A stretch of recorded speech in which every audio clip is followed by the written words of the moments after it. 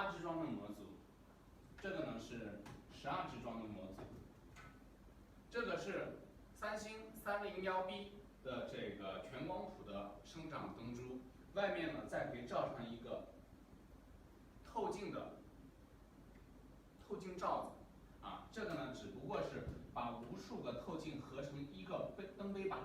给它罩上去的。那么这一个模组是88颗灯珠，这台灯的造价其实是非常昂贵的。那么相当于这一个是80瓦，这里面呢这是640瓦，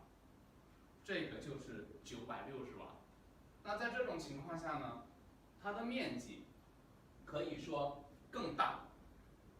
平摊到每一个灯珠上面的功率和热量会更加的小。也就是说呢，这一款灯呢会更加利于灯在工作的时候，距离大麻苗尖的高度可以拉得更近，让大麻更加有效的吸收有效的一些光学成分。这是这一款的这个结构灯具。那么后来呢，又有一款新的这种结构灯具，比如说像这种3支装的，使用的是滑轨状的，这个呢是4支装的，这个操作起来呀是非常的容易的，对，可以大大的节省国际的运输成本，装起来也非常的方便。也就是说，每一条的话，直接是滑轨插上去就可以了。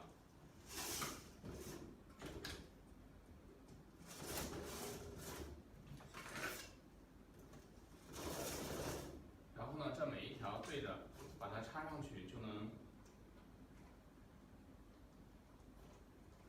进行整体的一个通电，非常的容易。也就是说，每一个独立的灯条坏了的话，直接把这个灯条给拉下来，重新换一个独立的灯条就可以了。但是谁都无法保证这个电源坏了怎么办？电源坏了，那么整体这一台灯主体费用也就报废了，好吧？所以呢，我们就是顺势推出来这一款灯具，这个呢也是你们订货的其中的一款。这是订的，这是8支装的生长灯，再加上2条 UV 跟 IR 的这个灯是独立的开关控制。这种独立的开关控制呢 ，UV 和 IR 的灯主要是应用在打花之后的最后3周，可以有效的提升 THC 的含量。那么呢，你们也定了，周一就可以给你们发货。所以我今天给您介绍的这3、4个视频呢，可以说是植物灯领域在过去10到12、3年的一个发展史，好吧？这个呢，目前是全世界最先进的内置电源的这种设计结构，没有之一。那么这种呢是独立的灯条式的集合式电源，也是目前市面上所谓的最先进的这种结构方式。不管是每一条的独立的灯，还是4支装一条，然后把2个4支装的用荷叶并起来进行一个折叠，那其实都是我们的上一代产品。这个呢，我们已经淘汰了2到3年左右的时间了。那么呢，比这再早一代的呢，就是这种全光谱的，使用老式传统的球场灯一些交通的地方，还有一些大的仓库里头使用的这种灯的设计结构。这种仿流明的呢，大概是在6、7年之前比较流行的一种方式。这个呢，可能比6、7年还长，7、8年之前用的比较多。高压钠灯这一块来说呢，可以说在过去的几十年都在用这种高压钠灯。现在呢，高压钠灯的占有量也依然非常高，至少来说，它在生产